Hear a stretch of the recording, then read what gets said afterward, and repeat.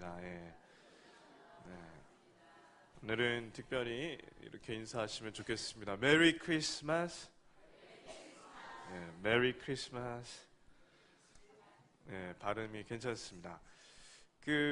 메리 크리스마스가 굉장히 좋은 인사입니다. 메리 크리스마스가 영어인데 뭐냐면 merrily 즐겁게 Christ 예수님께 mass 예배드리자. 그래서 즐겁게 예수님께 예배드립시다. 이게 메리 크리스마스의 뜻입니다. 그래서 믿지 않는 분들도 이 메리 크리스마스 인사를 하시는데 아주 좋은 인사죠. 예, 절에 다니시는 분이 혹 메리 크리스마스 하면은 즐겁게 예수님께 예배드립시다. 그런 얘기를 하는 거니까 나중에 자기가 교회 오겠다는 그런 고백이라고 저는 생각합니다. 그래서 메리 크리스마스 굉장히 좋은 인사입니다.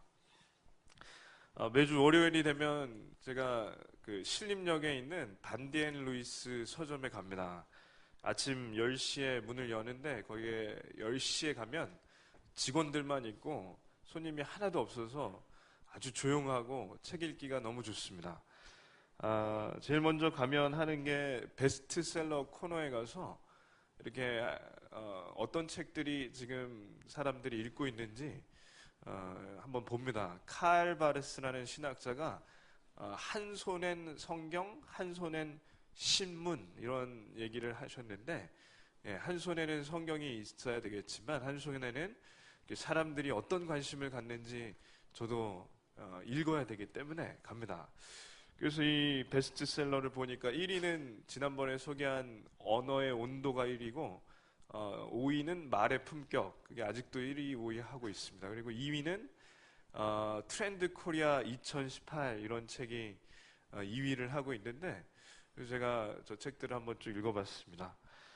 이 베스트셀러에는 특징이 있는데 특징이 뭐냐면 처음 인트로를 굉장히 잘 쓴 거예요. 그래서 처음 책을 딱 펴면 이 책에 뭘 얘기하려는지 잘 나타나 있고 한 20, 30페이지는 그 앉은 자리에서 쭉 읽을 만큼 그 소개가 잘 돼 있습니다. 그래서 이번 주에 제가 이 트렌드 코리아 2018이라는 책을 읽었는데 그 앉은 자리에서 그 한 400페이지 정도 되는데 그냥 다 읽었습니다. 그래서 책값을 벌었습니다. 근데 이 책을 쭉 보니까 책 주제가 뭐냐면 2018년의 대한민국에는 무엇이 유행할 것인가 그리고 이제까지는 뭐가 유행했는가 이렇게 정리를 했는데 제가 하나 좀 소개를 하자면 2017년에는 욜로가 유행을 했고 그리고 2018년에는 소확행이 대세를 이룰 거다. 이게 이 책에서 나오는 아주 중요한 파트입니다. 그러니까 욜로가 뭐냐면 영어에 You only live once 그래서 한 번만 사는 인생, 한 번만 사는 인생을 잘 살아야 된다 그런 건데 예를 들면 이런 거죠.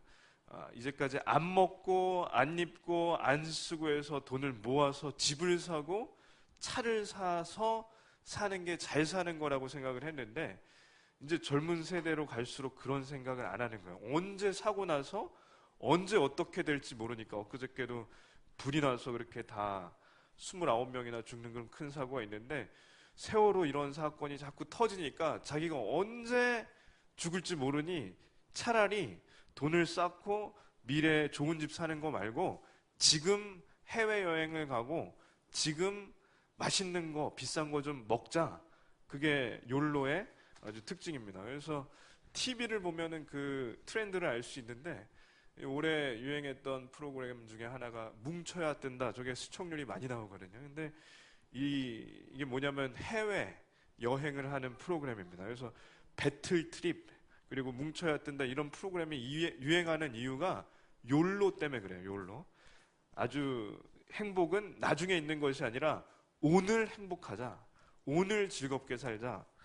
근데 이게 2018년으로 넘어가면서 이렇게 바뀐답니다. 어떻게 바뀌냐면 지금 행복한 건 좋다. 그래서 오늘 돈을 가지고 있으면 해외여행 가고 또 맛있는 거 먹고 하는 건 너무 좋은데 오늘은 좋은데 이제 내일부터 힘들다. 그러니까 오늘 너무 잘 쓰면 내일부터 라면을 먹어야 된다. 그래서 너무 힘드니까 그렇게 하지 말고 멀리 해외로 가는 게 아니라 동네나 가까운 곳에서 맛있는데, 그리고 아주 가격도 적당한 데를 가서 맛있는 걸 먹자. 그리고 멀리 가기보다는 영화를 보더라도 집에서 컴퓨터로 다운받아서 이렇게 싸면서도 이렇게 한 가족이 다 볼 수 있게 그렇게 좀 하자. 그래서 이것을 뭐라고 하냐면 작은 일상의 소소한 것에서 기쁨을 찾자는 것의 의미로 소확행이라고 합니다. 그래서 요즘에 뜬 개그맨이 하나 있는데 김생민이라고, 저 개그맨이 아주 소확행의 트렌드에 아주 상징 같은 사람입니다. 옷은 기본이 22년이다. 뭐 이런 얘기를 하고, 이 개그맨 하는 얘기가 돈은 안 쓰는 거다. 그래서 참 이게 시대가 이게 흐름이 올라갔다 내려갔다 다시 돌아갔다 복고로 갔다 하는 것 같은데, 그래서 이렇게 흐름이 간다는 거죠. 그래서 이 책이 한번 읽어보시면 좋은데 2018년에 뭐가 유행할지 쭉 나와 있습니다. 그래서 베스트셀러는 하여튼 초반에 20, 30페이지를 읽을 때 빨려 들어가게끔 책을 사게끔 만드는 게 특징이라고 요즘에 생각합니다. 근데 오늘 저희가 보려는 말씀이 뭐냐면, 이게 책의 첫 페이지인데, 신약 성경의 첫 페이지인데, 이 책을 딱 폈을 때 어떤 생각이 드냐면, 아브라함과 다윗의 자손 예수 그리스도의 계보라. 그 다음부터 누가 누구를 낳고 계속 누가 누구를 낳고 이 얘기를 하다 보니까 이 책을 딱 펴면 저희 생각으로는 이게 무슨 얘기인지도 모르겠고, 아는 사람 이름이 몇 개 있긴 하지만 이 책은 정말 안 팔리게 쓴 것 같아요. 이 첫 페이지인데. 그래서 대부분 성도님들이 이렇게 성경을 읽을 때 마태복음을 딱 펴면 그 장을 넘어갑니다. 왜냐하면 누가 누구를 낳고 누가 누구를 낳는데 그게 어쩌다는 건지 도저히 모르겠다는 거죠.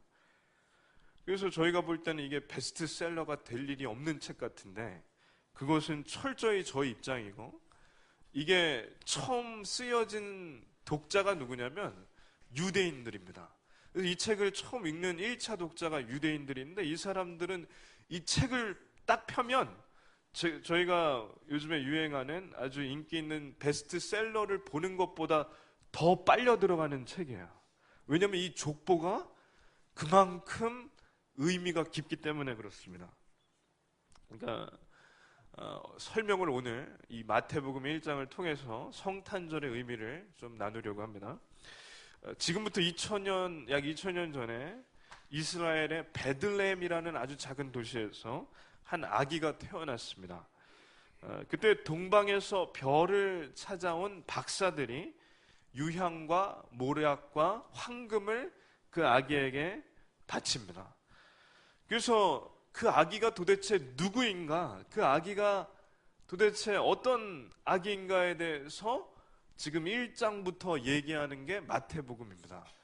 그래서 한번 영상을 좀 보시겠습니다. 저 아기가 도대체 누구인가에 대해서 이제 마태복음을 쓴 저자가 이제 설명을 하는 거죠. 저 아기가 도대체 누구인가 한번 말씀을 읽겠습니다. 아브라함과 다윗의 자손 예수 그리스도의 계보라. 아멘. 그러니까 이 아기는 누구냐면 아브라함의 자손이면서 다윗의 자손입니다. 그래서 아브라함은 누구냐면 유대인들에게는 조상입니다. 저희가 지난주까지 계속 말씀을 보는데 이삭을 낳고 이삭으로부터 큰 민족을 하나님께서 이루신다고 했는데, 그때 아브라함이 이삭을 낳은 후에 하나님을 믿는 믿음으로 이삭을 번제단 위에 바치기까지 하는 믿음을 하나님께 보여드렸을 때 하나님께서 뭐라고 하시냐면 이렇게 말씀하십니다. 한번 말씀을 읽겠습니다. 또 내 씨로 말미암아 천하 만민이 복을 받으리니 이는 내가 나의 말을 준행하였음이니라 하셨다 하니라. 아멘. 그러니까 내 씨로 말미암아 천하 만민이 복을 받을 것이라. 이게 지금부터 4100년 전에 예언된 겁니다. 근데 4100년 전부터 계속해서 너의 아브라함의 씨 중에 천하 만민이 복을 받을 자가 올 것이다, 올 것이다, 올 것이다 계속 그랬던 거죠. 근데 저 씨는 누구냐면 이삭이 아니라 한 사람입니다. 딱 한 사람인데 이것도 한번 말씀을 보겠습니다. 이 약속들은 아브라함과 그 자손에게 말씀하신 것인데 여럿을 가리켜 그 자손들이를 하지 아니하시고 오직 한 사람을 가리켜 내 자손이라 하셨으니 곧 그리스도라. 아멘.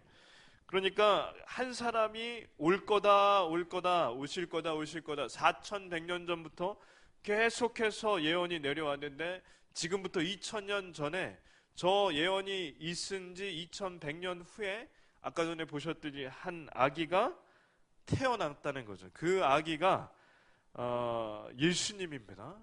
근데 이게 신약 성경의 첫 말씀이에요. 첫 말씀.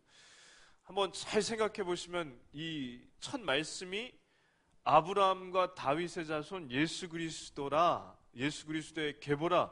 이 말씀이 참 의미가 있는 건 구약 성경의 시작은 하나님이시고 신약 성경의 시작은 예수님이라는 것이 의미가 있습니다. 그러니까 하나님과 예수님이 이 성경의 주인공이라는 뜻이 있는 거죠. 근데 이분이 천하 만민에게 복을 주실 분인데 그분이 아브라함의 자손 중에 올 거다, 오실 거다, 오실 거다 4100년 전부터 예언이 있었고 그분이 또한 누구냐면 다윗의 자손으로 올 거다. 아브라함의 자손이자 그 다윗의 자손으로 오실 거다. 그래서 이 말씀이 있습니다. 한번 또 읽겠습니다.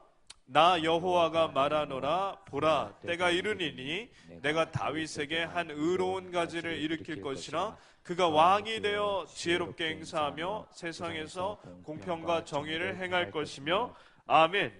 자, 이게 지금부터 2600년 전에 예레미야가 한 예언입니다. 아까 보십시오. 4100년 전에는 아브라함에게서 자손이 나오는데 그 자손이 여러 사람이 아니라 한 명이 아브라함의 씨에서 나오는데 그 한 명은 아브라함의 자손이면서 다윗의 자손으로 오신다. 그래서 이 예언이 계속 이어져 왔는데 이 예언이 2000년 전에 그 아기가 나옴으로 이루어진 겁니다. 왜냐하면 아브라함과 다윗의 자손 계보인데 예수 그리스도는 어디서 왔냐면 아브라함이 이삭을 낳고 이삭은 야곱을 낳고 야곱은 유다를 낳고 낳고 내려오다 보면 다윗이 아브라함에게서 나왔고 다윗이 솔로몬을 낳고 낳고 하다 보면 마지막에 요셉이 다윗의 후손인데 마리아와 정혼한 이후에 요셉에게서 예수님이 나오셨다. 그래서 이 예언이 4100년 전부터 계속 내려왔는데 2000년 전에 예수님이 오실 때 딱 들어맞았다는 겁니다. 어떻게 알 수 있냐면 2700년 전에 오늘 연도가 많이 나옵니다. 이 예언이 있었던 거죠. 한번 또 읽겠습니다. 그러므로 주께서 친히 징조로 너희에게 주실 것이라 보라 처녀가 잉태하여 아들을 낳을 것이요 그 이름을 임마누엘이라 하리라. 아멘. 그러니까 이사야가 지금부터 2700년 전에 예수님 오시기 700년 전에 예언을 했는데 처녀에게서 아들이 나올 것이다. 그러니까 아브라함의 자손이자 다윗의 자손이면서 처녀에게서 이 아들이 나올 것이다. 근데 이 조건들이 예수님이 다 딱딱 들어맞는 거예요.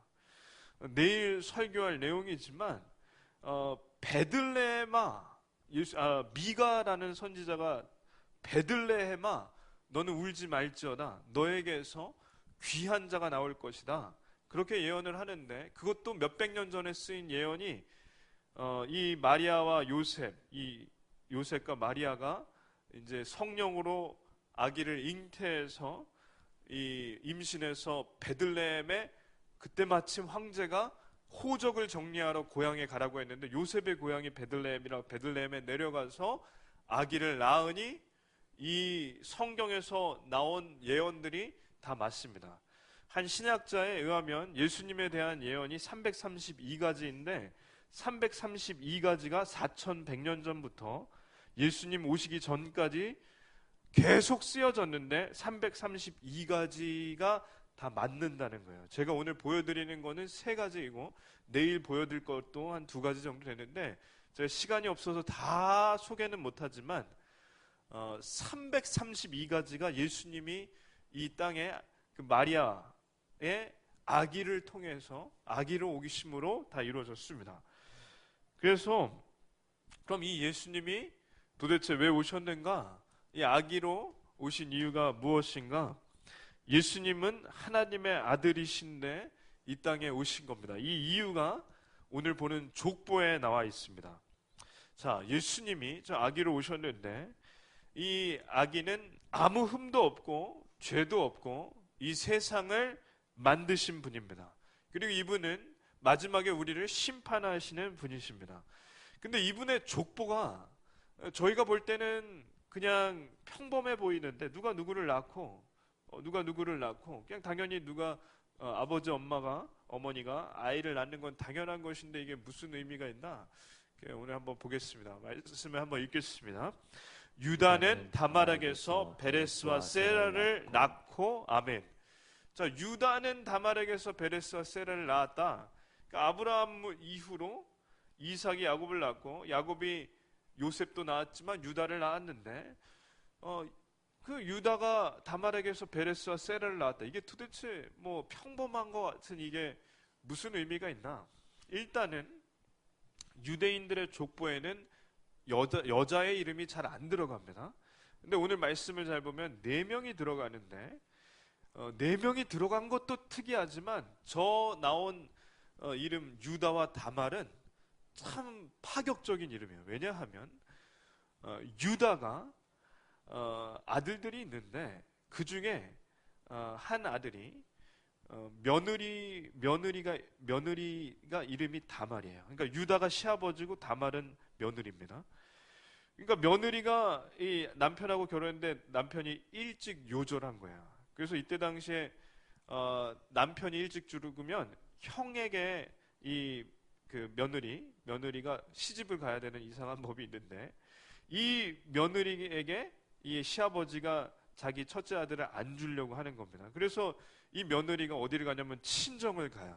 다말이 친정을 갔는데 이제 어떤 스토리냐면 이게 막장 스토리입니다. 시아버지가 그 양털을 깎으러 짧은 여행을 간다는 소식을 듣습니다. 그때 이 다말이 어떻게 하냐면 애가 없는데 아기를 가지려고 어떻게 하냐면 시아버지를 미행해요. 그래서 시아버지를 미행해서 어디를 가냐면 시아버지는 혼자 왔기 때문에 미행을 해서 가는데 얼굴을 가리고 따라갑니다. 그러니까 이때 당시에 길에 지금도 있다고 생각하지만 그 어떤 길에 가면은 창녀들이 호객행위를 하는데 이 다말이 얼굴을 가리고 호객행위를 하는 거죠.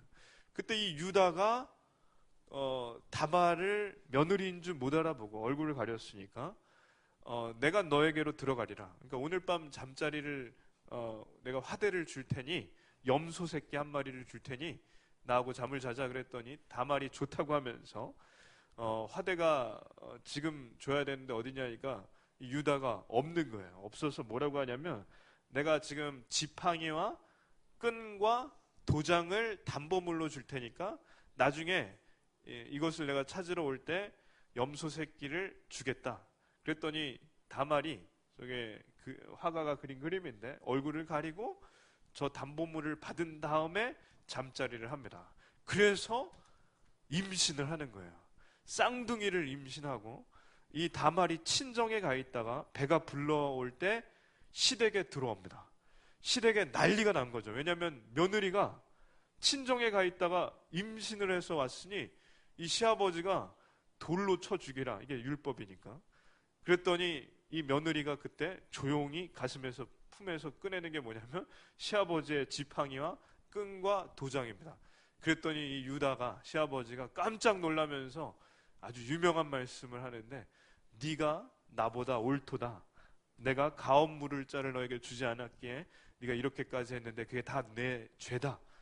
그래서 이 다말을 잘 거둬들이는데 그러니까 요즘에 나오는 TV 어떤 막장 드라마보다 더한 막장 드라마죠. 시아버지가 며느리와 얻은 아들이 베레스와 세라 두 명이에요. 그게 예수님 족보에 올라갔다는 거예요.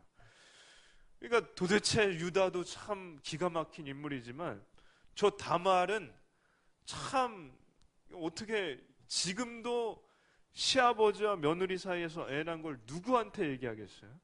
근데 세상에 예수님의 족보에 이 여자 이름이 올라갔다는 겁니다. 그래서 이 창피해서 말할 수 없는 시아버지와 며느리와의 불륜으로 얻은 이 아이들의 이름, 그리고 엄마의 이름이 예수님의 족보에 올라갔다.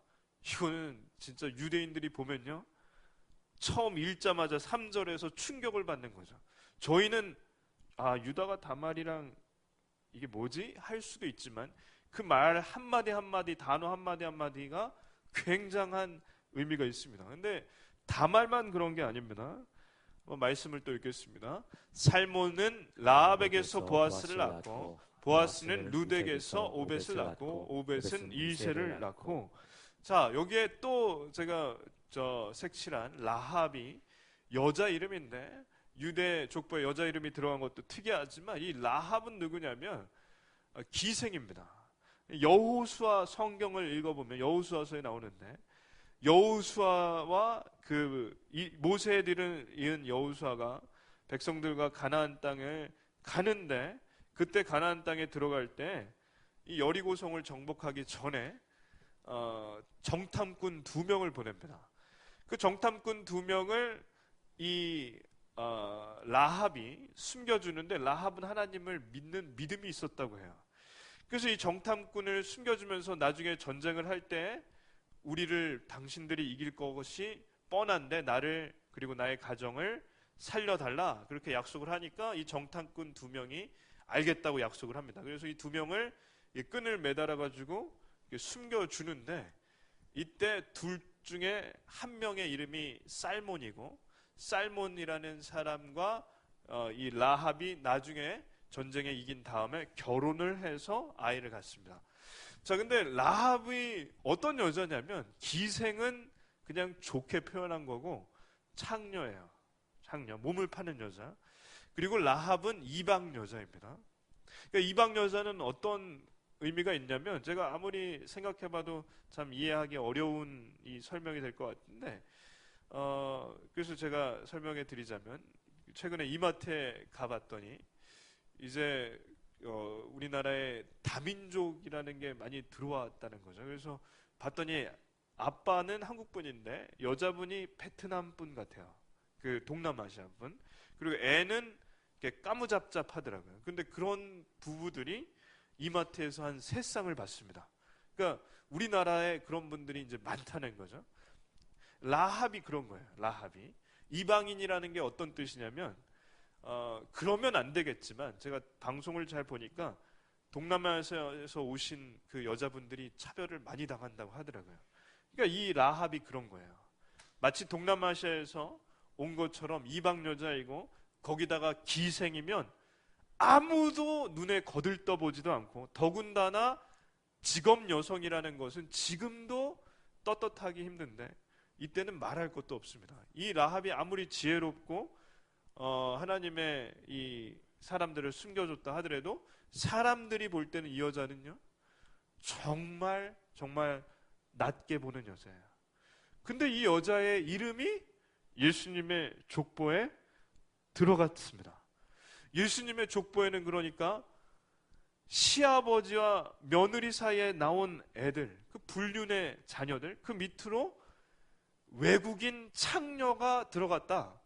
이거는요, 제가 본 베스트셀러 어떤 책보다도 유대인들이 볼 때는 이건 깜짝 놀라는 폭탄 같은 얘기입니다. 근데 그 뒤로 계속 이어지는 거예요. 다 같이 읽겠습니다. 살몬은 라합에게서 보아스를 낳고, 보아스는 룻에게서 오벳을 낳고, 오벳은 이세를 낳고. 자, 룻은 누구냐면, 룻도 이 남편이 일찍 죽었습니다. 그래서 이 룻은 이방 여자인데 시어머니가 나오미라는 여자예요. 유대인. 근데 이 시어머니가 이 룻한테 뭐라고 하냐면 너 남편이 죽었으니 네 고향에 들어가서 재혼을 하고 행복하게 살아라. 근데 이 룻이 아닙니다. 제가 어머니를 따라가겠습니다 해서 어머니를 따라서 어머니의 고향을 따라옵니다. 그래서 그때 결혼을 하는데 그 남편의 이름이 보아스고 보아스는 누구냐면 따지고 보면 가까운 친척이에요. 룻기를 보면 이 룻과 보아스의 이 러브 스토리, 로맨스, 사랑 이야기가 물론 저희가 볼 때는 아주 멋지고 좋은데 정말 보아스 같은 남자는 이 땅에 없을 만큼 좋은데 사실은 이것이 근친 간의 결혼입니다. 그러니까 룻은 어떻게 생각할 수 있냐면 가까운 친척과 결혼한 여자예요. 근데 성경에 예수님의 족보에 이 여자의 이름이 버젓이 들어갔습니다. 그리고 또 있습니다. 한번 또 말씀을 읽겠습니다. 이새는 다윗 왕을 낳으니라. 다윗은 우리아의 아내에게서 솔로몬을 낳고. 자, 다윗은 세종대왕 같은 민족의 영웅입니다. 그래서 예수님이 아브라함의 시자 다윗의 가지 다윗에게서 나올 자라고 했을 때 유대인들은 그것을 너무 좋아했어요. 근데 너무 좋아했는데 다윗 왕 위에 저런 스토리가 있었다는 것은 몰랐을 겁니다. 근데 이 마태가 밝히는 사실은 유대인들도 다 아는 것인데 저게 잘 보시면 다윗은 밧세바에게서 솔로몬을 낳고 이런 말을 안 해요. 이게 의미가 있는 겁니다. 다윗 왕이 하루는 태평성대한, 그러니까 전쟁에서 백전백승하고 태평성대할 때 전쟁에 부하들만 보내도 될 만큼 나라가 굉장히 잘 됐는데 하루는 발코니를 거닐다 건너편에 그러니까 가장 높은 데가 발코니니까 다 보이는 거죠, 예루살렘에. 근데 왕궁의 발코니에서 보니까 건너편에서 목욕을 하는 한 여자가 있는데 너무 아름다운 겁니다. 그래서 신하들을 시켜서 그 여자를 데려오게 하는데 알고 봤더니 남편이 아주 충성스러운 부하 장수인 우리아입니다. 저게 우리아. 그래서 우리아의 아내이지만 이 다윗이 이 밧세바를 겁탈합니다. 대낮에. 그리고 남편이 돌아오기 전에 임신을 하게 되고 이것을 안 다윗이 죄를 숨기려고 이 우리아를 아내와 잠자리를 하게 하려고 휴가를 주는데 이게 얼마나 충성스러운 부하인지 아내에게 안 들어오는 거야. 성문을 지키고 있는 거죠. 그래서 부하를 시켜서 이 우리아를 최전방에 보내서 죽게 합니다. 그리고 우리아의 아내를 데려와서 아내를 삼습니다. 그래서 아기를 낳는데 그 아이는 7일 만에 죽게 되고 그 다음에 얻은 아기가 솔로몬입니다. 그러니까 이 다윗은 밧세바에게서 솔로몬을 낳고 이렇게 말하면 조금 이게 숨겨지는데 우레아의 아내에게서 솔로몬을 낳았다. 이건 뭐냐면 남의 아내를 뺏고 남의 남편을 죽인 사람이 다윗이다. 그게 들어가 있는 거고 우레아의 아내 밧세바에 대해서도 물론 남편을 그렇게 죽음에 이르게 한 것이 다윗이고 자기는 왕의 명령이기 때문에 어쩔 수 없이 끌려갔다 하더라도 결국에는 이 부부간의 관계는 불륜이다. 그게 이 마태가 쓰는 핵심이에요. 그러면 지금 이 말씀들을 쭉 볼 때 예수님의 족보에는 도저히 창피해서 어디에서 말도 꺼내지 못하는 이름들이 쭉 나오는 겁니다. 자, 유다와 다말은 시아버지와 며느리 사이의 불륜, 거기서 낳은 쌍둥이. 그리고 그 밑으로 내려가면 라합은 이방인이자 기생, 창녀였고 또 내려가면 룻은 이방인이자 근친간에 결혼을 한 여자였고 우레아의 아내는 불륜으로 아기를 낳았던 여자이자 다윗은 살인자이며 남의 여자를 뺏은 사람이라는 겁니다. 이 사람들의 이름이 쭉 나왔다는 것은 창피하다는 것을 얘기하는 것이 아니라 하나님께서는 누구에게도 말할 수 없는 더러운 죄를 깨끗이 씻어주시는 분이다. 이게 마태가 이 복음서의 족보를 쓴 이유입니다. 말씀을 하나 또 읽겠습니다. 너희의 죄가 주홍 같을지라도 눈과 같이 이어질 것이요 진홍같이 붉을지라도 양털같이 희게 되리라. 아멘. 간혹 신방을 하고 성도님들 혹은 청년들을 만나다 보면 어디서도 꺼내지 못하는 이야기를 나누실 때가 있습니다. 누구에게도 말 못하고 가슴속히 깊이 묻어둔 이야기를 하실 때가 있는데, 예전에, 우리 교회가 아니라 예전에 한 여자 청년이 20대 때 낙태를 했습니다. 그 얘기를 누구에게도 할 수가 없죠. 그러나 시간이 한참 지났지만 계속 악몽을 꾸는 겁니다. 악몽을 꾸면서 이러는 거예요. 자기는 더럽다고. 그래서 결혼을 못한다는 겁니다. 자기는 더러우니까, 너무 미안해서, 너무나 큰 죄인이라. 그러나 그 자매가 교회에 나와 예수님을 만나 저 말씀을 통해 자기가 깨끗이 하나님께서 용서해 주셨다는 것을 믿기 시작했습니다. 눈과 같이 희어질 것, 양털같이 희게 될 것을 믿으니까 이 자매가 회복되어서 결국엔 예수님의 보혈로 완전히 회복되어서 나중에 결혼을 했습니다. 남편에게 자기의 과거를 얘기하고 용서를 받고 가정을 꾸렸습니다. 이것이 복음이고, 오늘 말씀을 통해서 예수님의 족보를 통하여 하나님께서 주시는 메시지입니다. 심령이 죽어가던 사람이, 그런 청년이 살아나게 되는 것, 복음을 듣고 예수님 믿고 살아나는 것, 그 이유는 죄가 깨끗이 씻어지니까 살아나는 겁니다. 그것이 예수님이 오신 이유입니다. 예수님이 오신 이유는 죄인인 우리를 살리시려고 오셨습니다. 한번 더 말씀을 읽겠습니다. 솔로몬은 르호보암을 낳고, 르호보암은 아비야를 낳고, 아비야는 아사를 낳고. 자, 저희가 잘 아는 솔로몬은 좋은 왕입니다. 근데 한번 더 생각해 보면, 말씀을 잘 읽어보면 좋은 왕이었습니다. 성전을 짓고 7년 동안 성전을 짓고 하나님께 봉헌, 그러니까 하나님께 성전을 드릴 때까지만 해도 좋은 왕이었습니다. 그러나 나중에 가보면 솔로몬은 정략 결혼을 해서 아내가, 그리고 후궁이, 첩이 1000명인 가까이 되는데, 이 여자들이 어떻게 하냐면 이방 땅에서 우상들을 가져오니까 그 궁전 안에서 우상 숭배를 하도록 허락했습니다. 그리고 심지어 솔로몬이 하나님을 거의 멀리 떠날 정도로 자기 왕궁을, 궁전을 13년 동안 지으면서 하나님께 드리는 건 7년, 자기 궁전은 13년이나 드리면서 멀리 떠난 적도 있습니다. 다행히 말년에 가서 저희가 전도서에 보듯이 모든 것이 헛되다고 하며 하나님께 돌아오긴 하지만, 솔로몬은 지울 수 없는 죄를 지었고 그 죄 때문에 아들 때에 가서 나라가 반으로 쪼개집니다. 르호보암을 보면 처음부터 악한 왕입니다.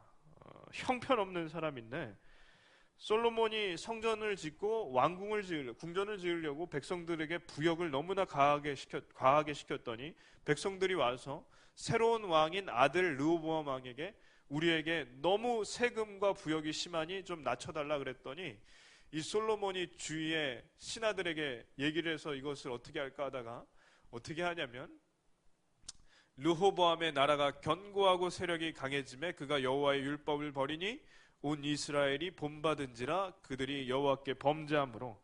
그러니까 뭐라고 하냐면, 내 부친은 너희로 무거운 멍에를 매게 하였으나 이제 내가 주는 멍에는 더욱 무거울지라.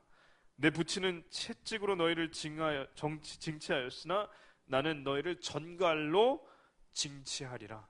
그러고 하나님을 완전히 떠나버린 거예요. 그러니까 하나님께도 최악의 왕이고, 율법을 버렸으니까, 하나님을 버렸으니까, 그리고 백성들에게 아주 전갈로 정치, 나라를 다스릴 만큼 가혹하게 하니까 사람들도 다 싫어합니다.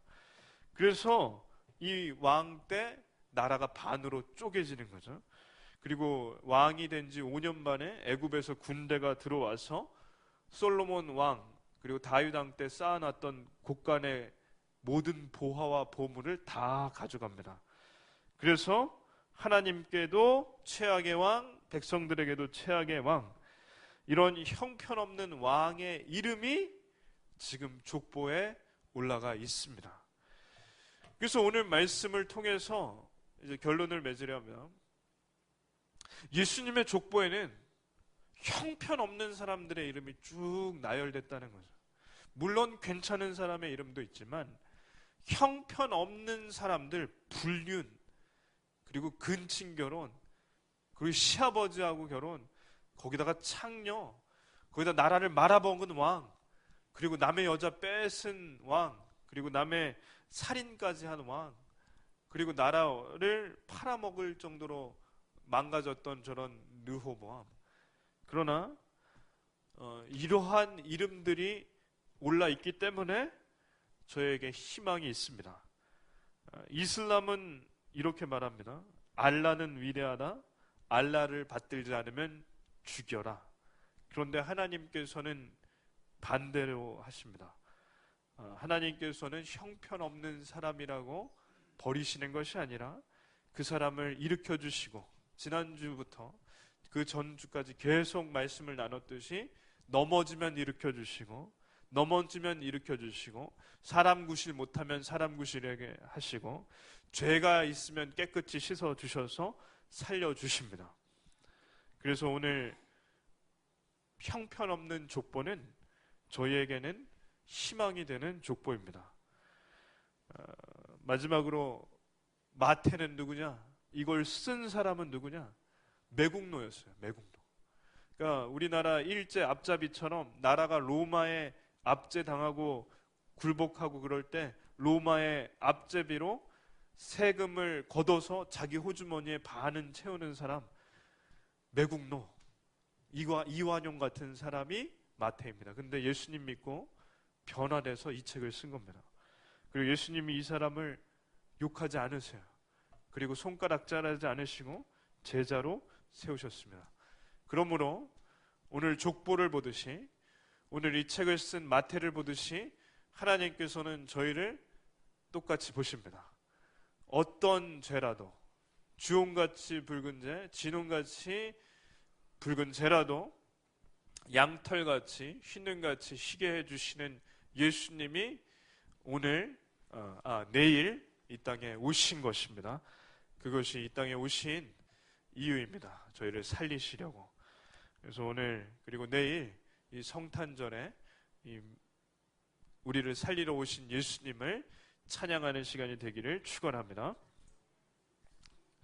기도하겠습니다. 하나님